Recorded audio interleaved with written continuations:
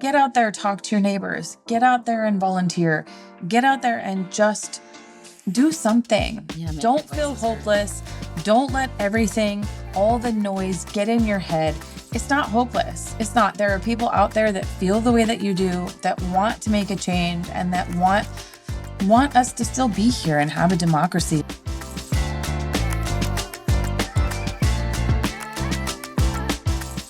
Welcome back to the Around the District podcast. I'm Gabrielle Mazar. I'm Nicole Brown.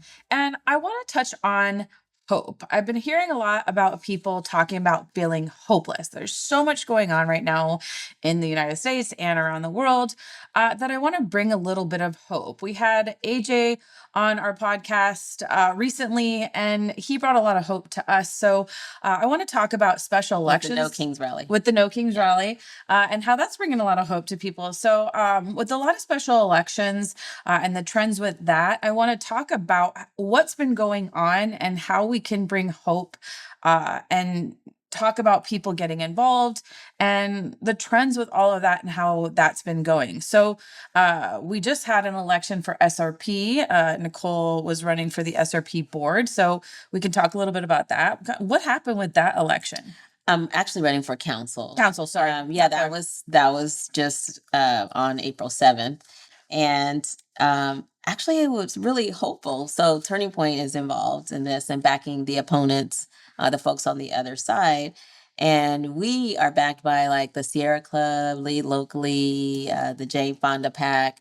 So there's a big divide between, the solar energy and things of that sort, and, natural gas, fossil fuel, stuff like that. Yeah. And as of today, we don't have the results. But by the time this airs, we will. We will have the results. But the piece about hope in this one was, one, 3 times the amount of ballots were requested than in 2024.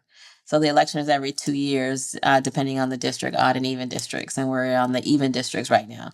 And so in 2024, they had about 7,000 people like either vote in the election, but this time, wow, it's like 60,000 ballots were requested. That's insane. And so it's like more than that actually. And then yesterday, or on election day, we had 5,000 people show up for that election. 5,000 people for an SRP election.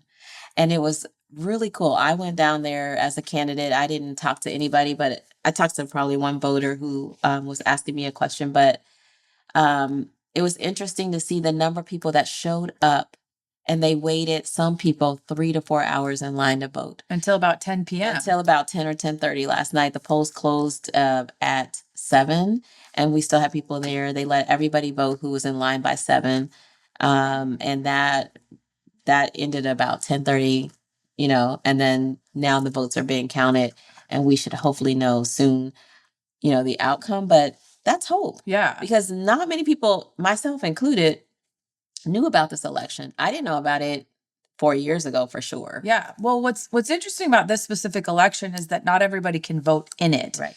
So you have to be a homeowner. You have to be in a specific area. You have to, there's a lot of restrictions. Well, it's acre based. Yeah, right. So you have to be a homeowner. You cannot be a business owner, or you can't be a renter. You can't vote in that election if you're either of those.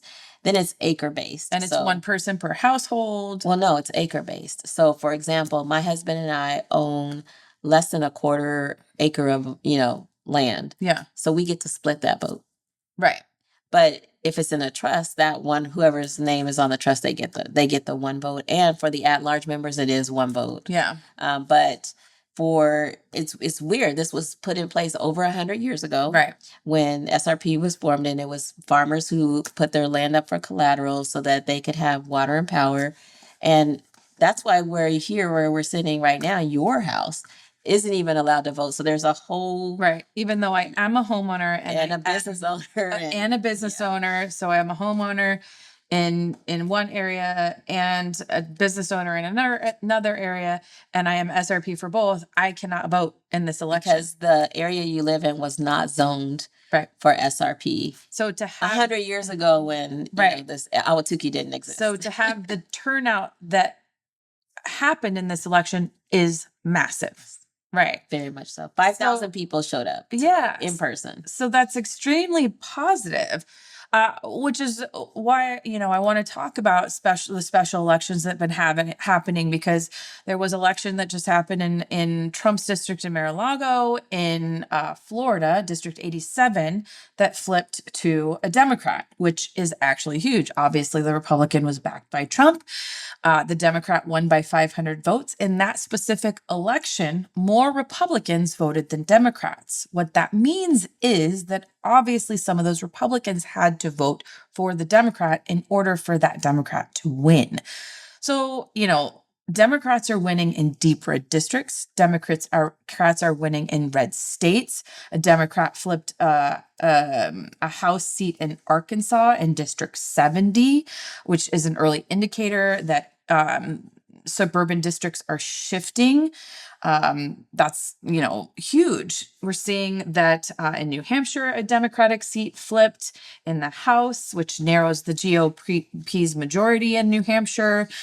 So we're seeing so many flips. I think it's 33 flips throughout the United States for Republicans to Democrats. As far as I know, no Republicans have flipped any seats from Democrat to Republican. I think they've held a couple of seats, but none have flipped. We've seen 33 seats flip to Democrat from Republican over the last year with every single special election. And I think it has to do with people are unsatisfied with the economy right Yes. now. Like we're on a ceasefire with Iran. That's good. Right? But the price of gas Yeah.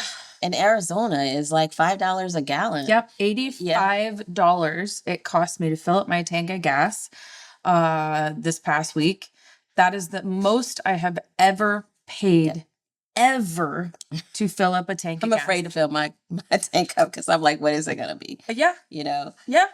But I think people are just really and this is common, like during the midterm elections, usually the administration in office, they usually will lose some seats because Right. people are just not always happy with them. But Absolutely. it's uncommon how strong people are feeling right now, because now that the gas has gone up, the groceries have gone up, everything has gone up. There's nothing that has come down. And it's a referendum on the current administration where people are really upset, like being dragging us into a war, which Yeah. I still personally don't understand why we're in this war. I don't think anybody. I don't that's think just my anybody on take. either side Yeah. understands why we're in why this we're war. there. And then to see, like, so everybody didn't have a 401k, but those people who do lost a lot of money in their 401k as a result of what's happening. It's extremely unstable. It's extremely unstable. And what we're seeing, with the market, not everybody invests in the market. Not everybody has a 401k. I don't personally have a 401k because I am a business owner, so I don't have a 401k.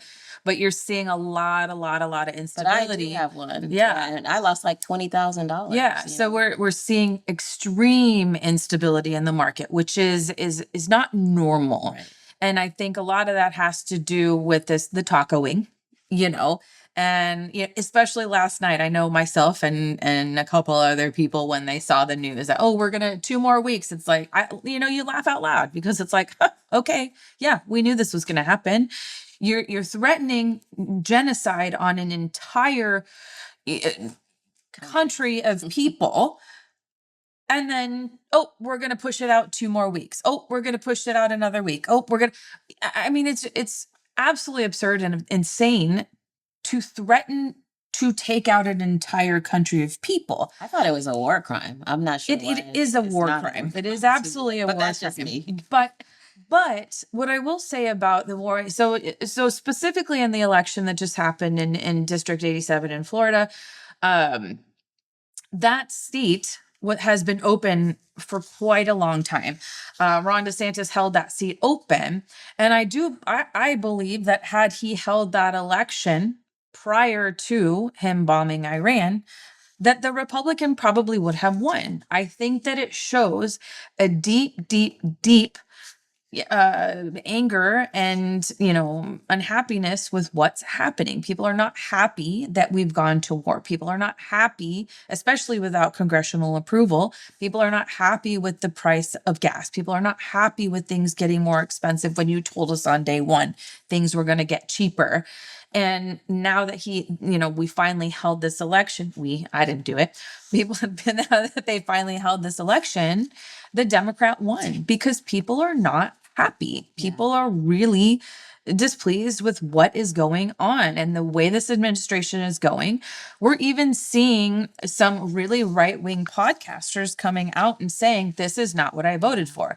Now, the argument is saying, yeah, you did. You did vote for this, but, at least they're coming out and saying it. They're saying, I didn't vote for this. This is not what I wanted. We all knew. We told you. We knew Project 2020. We've said it before. It was laid out in Project 2025. He said it. He said the words.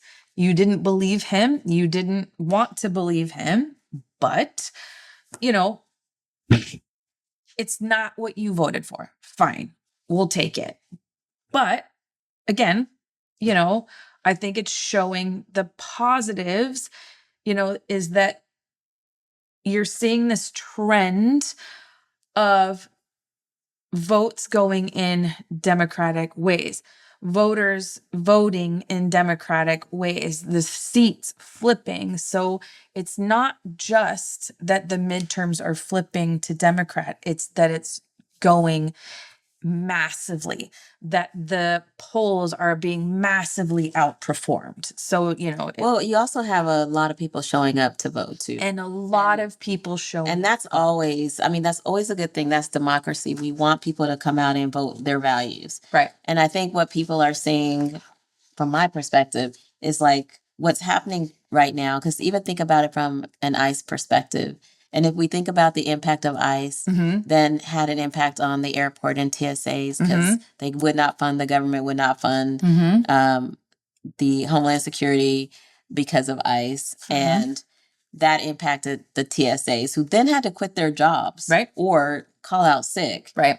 because they couldn't afford to live while the government, was working on this. And I don't know if working is the right word, but that impacts the bottom line, because it was right around spring break for a lot of families, and they were either traveling or coming back from vacation.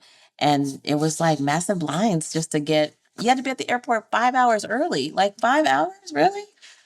So it's like there's such a trickling effect that, when we talked to AJ about the No Kings rally, when he made a point to say that there are a few people who make decisions for billions of people, like the trickling effect, they don't understand is that it's not on them. Right. It's on us. But, the underlying hope is that people are so unhappy about it that it causes people to speak up and to make moves and to cause momentum, which causes them to make change. So they funded TSA, they funded DHS without ICE. Yeah. So the people spoke up and they were and made change. So, people feel hopeless. People feel like, what can I do? What can I do? Like, this sucks and the lines are long and people are losing their job. Yes, do something. Well, and I feel like in the SRP election, the people that we had come out and volunteer were, we had a great group of volunteers. I cannot speak highly enough of the people that supported us, regardless of what this outcome will be. Yeah. But I will say what motivated them. They were motivated. Yeah. They were knocking doors all hours. We have people that were sitting there counting, watching the votes being counted. You know what I mean? Like people going up to hand out pizza and water to the folks in line. And it was inspiring. And to see that people were so motivated by what's happening. And these are older people, younger people, people who might have a disability, who did whatever they could, people writing postcards, making phone calls, those, when things happen where our democracy feels like it's on the line, which I personally feel that way too today, then it gets people out, because this is not what this country is about. Yeah. And that's going to mobilize people across the nation. And that's what we're seeing in these elections. Like, do they agree with everything the Democratic Party is doing? No, they Right. don't. You know But what I you're mean? never going to agree But 100%. you're Right. not. But it's almost like, but is it worth losing our democracy over? Right. And some of the things that have happened in the current administration where he can circumvent the Constitution and Congress and a lot of decisions that really impact us worldwide, that's concerning. Yeah. And we're seeing people stand up, and that is what's hopeful. Right. Because people are not sitting back and saying, "Oh yeah, this is happening. There's nothing we can do." People are mobilized. Right. And they're going to like midterms are coming up in November.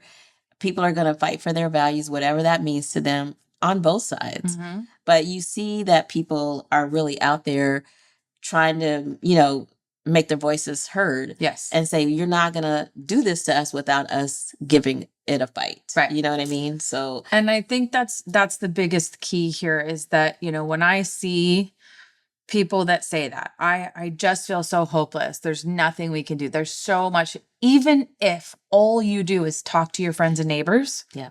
That's huge. It's huge because, for one, what it does is make you realize that you have people around you that feel the same way, or that have a community, or that understand what you're going through. For two, it might make somebody reach out to you that says, "Hey, I volunteer doing this. Come with me." So you talk to your friends and neighbors, you volunteer, you maybe join a group, you maybe send out newsletters or send out postcards, you make phone calls, you help somebody run with their campaign. There's so much that you can do to actually help and get involved, even if it's just going to your Word of mouth. monthly meetings. Word of mouth is huge. Word of mouth is huge. And I've been finding that so much, like even just on social media, I've been seeing so many more people speak out about this and just saying, this is crazy. This is crazy. He's a madman. He's a madman. What are we doing? But I don't even think it's about one person. You know what I mean? I agree. He can't get away with the things that he's without them doing being complicit. without there being people behind him allowing that to happen. And I think that is where there's a lot of people upset about that, because law and order has always been a part of who we are as a country. And the Constitution was hugely, followed in the past. And now it's kind of like, Constitution, what's that type of thing? And you see them not even following the law. Like if there's a lawsuit, subpoenas, testifying before Congress, if people, if the judges come down with a decision, they're kind of just like, whatever, we're not going to follow it. Like, that's not who we are. It hasn't been historically who we are as a country. And I think people are seeing that. And if they do that at the highest level of government, what will happen on the trickle down effect? And that will create a lot of lawlessness if people decide to follow that type of thought, But like we've talked about before, if we focus on the small local elections, and like I feel like we have, and we've been seeing those flips, that will work its way up. Yeah. Right. And I guess the question is do you feel like the support for Democrats is broader and growing, and it's weakening the support for Republicans? Well, I don't know if it's growing, because you do still hear, like, a lot of people aren't happy with either party. Yeah. But what I think is happening is there's more of a coalition with the younger voters. Mm-hmm. And that is on both sides, because you do see that the Turning Point folks have younger male, mostly white, I feel like, voters or participants. And then on the other progressive side, you see they're younger. It's probably more, not a little more, but probably more diverse. Mm-hmm. But it's the younger votes, and the people in the middle, the older voters, they know what. They've been around long enough to know that history repeats itself. So they're fighting for a lot of that too. Like, we're not going back. Interestingly enough that you say that. So specifically in this vote in Mar-a-Lago, I say Mar-a-Lago, but this is because you know it. So in the vote in Florida, the most people that came out to vote were younger, late 20s, early 30s, and 50 to 69. Mm-hmm.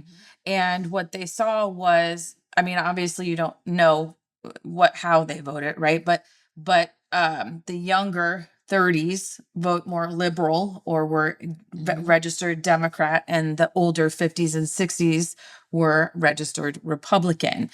And that was kind of the trend that they're seeing. So it's interesting that the younger is leaning more liberal and the older is sticking kind of more to that Republican conservative.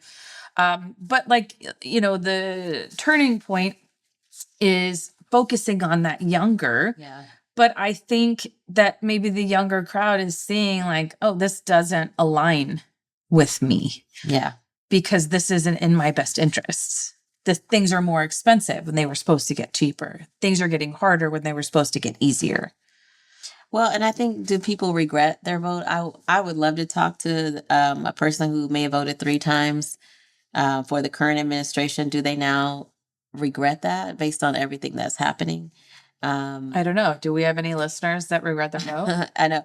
Do they? I don't know. And I'm, I think what we've lost and what divides the nation is we don't talk to each other. Yeah. Like, everybody draws a line in the sand and they're like, oh, if you're a progressive, oh, if you're a liberal, or if you're a MAGA, whatever the case may be. And then there's some people you're not going to change their mind. Yeah. No matter what you try to do Yeah. or talk to them. That is what it is.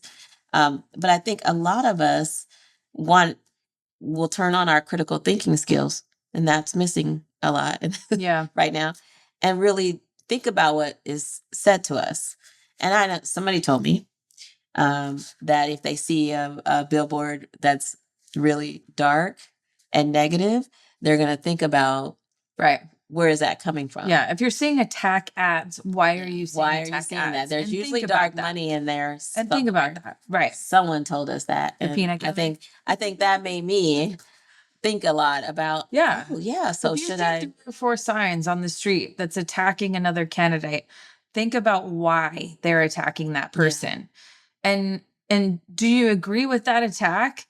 And why do you agree with that attack? Yeah, but you want to be an informed voter. Correct. You want to make your own decisions. Look up both sides and understand why that person is being attacked so heavily. Yeah. If there's negative feedback on a person, why are you listening to that negative feedback? First of all, it's bullying. And second of all, it's probably untrue. Yeah. I also think that corporations have a big say, which the voters need to hold them accountable for, because a corporation can afford many things. An average person can't afford the same thing that a corporation does. Yeah. And I think if they're involved, is not to say that they're not legit involved for good reasons. I'm just saying, maybe think about the bottom line. How does it impact you, the consumer, and them as correct? That is huge. Because look who's funding a campaign. Look into who's funding that, why they're funding it, and what your best interests are, not the best interest of that corporation. So we know that the midterms are coming up. Some specific dates that we need to keep in mind. We've been over this, but just to reiterate them, are July 21st is the primary election. So if you're registered, make sure you register prior to that, so that you can vote in the primaries. The general election is November 3rd. You need to register by June 22nd so you can vote in the primary, and October 5th to vote in the general election. Just so you know, there are some pretty, what's the word I'm looking for? What's the word you're looking for? I don't know. Close races? There are, you mean in primary races? No. You know what? Forget it. Forget it. Well, we do have some primaries because we have a couple swing districts here. So there's some races that are pretty close that can lean either way. So a couple that we want to look out for. One, we want to look out for Katie Hobbs, because that could be a toss-up race. So we definitely want to vote her back in, because how many vetoes has she done this past year? I think too, people really need to look at who her opponent will be. And it sounds like it might be Andy Biggs. Yeah. But, we're not sure yet, though. That there's a primary coming up. Yep. And so I think that people need to just look at the voting records of both, of whoever it is, and decide which one aligns with their values. Yep. Chris Mays. I personally feel like she's done an awesome job. Yep, I and agree. Katie too, but I agree. like I think she's a really good attorney general. That's just my personal thought. Yep. And then we have, I think, is the attorney? No, she's the attorney general. Is the Secretary of State up to Adrian Fontes? Yep. Fontes is up as well. So I mean, like in those races, in my opinion, those are the ones that you really have to think about what matters to you. Yep. And you need to look at people's voting records. It can't just be because they're a Republican or a Democrat. Yep. That should no longer be a criteria for somebody to be voted in my opinion. And the reason I say that is because who's going to get in there and do what I need them to do? Yeah. And I know there's a primary. We've seen people upset with incumbents. Yeah. And there's a couple of races right now that there are some incumbents. And it's not that the incumbents may or may not have done a horrible job, but maybe they haven't done what their constituents needed them to do. Yeah. Allegedly. Yeah. Because it's all about perception. Yeah. And so this is why, in my opinion, you really need to do your research as a voter. If someone jumps in and says, "Oh, such and such is not doing a great job," really? Yeah. Or did this person just really want to, take over that role? Yeah. And again, it goes back to what aligns with your values. And it is going to be critical. But to your point earlier, the local elections matter the most. Yeah. Because that is where you are directly impacted. Like the SRP election directly impacts us as ratepayers. Yeah. Whether I'm a ratepayer that I have a say in this election, you are a ratepayer that does not. Yeah. And we want to make we live 10 minutes away from each other. Yeah. And so how does that work where one person can have a say and one person can't? And so it needs to be equitable. Yeah. And the antiquated values or rules need to go. And we need to figure out, how this works for everybody. And that's why I'm constantly saying, do your research. Yeah. But what we do know is that, this election coming up in the midterms, the Republicans right now hold a majority in both the House and the Senate, but they only have a 1-seat majority they only have a majority, but we can flip that very easily. So 16 seats, the Republicans hold 17 seats right now. 16 seats are needed for a majority. In the House, they hold 31 seats and 31 seats are needed for a majority. So we do have the opportunity to flip that. So it is so important that you vote, get out and vote. And what we're seeing is that we are getting out there and mobilizing, not just in the No Kings protest, but in every single election across the board. We're overperforming. We're overperforming polls. We're overperforming in elections. We're getting out there for protests. We're getting out there even for the SRP election because we want our voices heard. Get out there, talk to your neighbors. Get out there and volunteer. Get out there and just do something. Yeah, don't feel hopeless. Don't let everything, all the noise get in your head. It's not hopeless. It's not. There are people out there that feel the way that you do, that want to make a change and that want us to still be here and have a democracy. As an educator, I'm always going to advocate for do your research. Yeah. Because I'm an educator and critical thinking matters. And Yeah. so again, if you want change, you have to look at the people that are sitting there right now and what they've done so far. And if that matters to you, if it aligns with you, then vote for them. If not, there are people out there who want to make change. Yeah. And I think from what I've seen on the legislators here in Arizona and the state house, I think we're due for some changes. Yeah. You know what I mean? And I think let's make a change. Yeah, I think there are some people that could come in and maybe make it better for all Arizonians because it's crazy right now. Like, let's just take the ESA. We had people on our podcast before about those vouchers where it's not going to kids. It's going to people's houses and vacations. And, that was not the intended use of that voucher. And so I think you just have to think about where these people align and if that aligns with your values and vote that way. Yeah. So don't let yourself get down. Don't feel hopeless. That's how they want you to feel.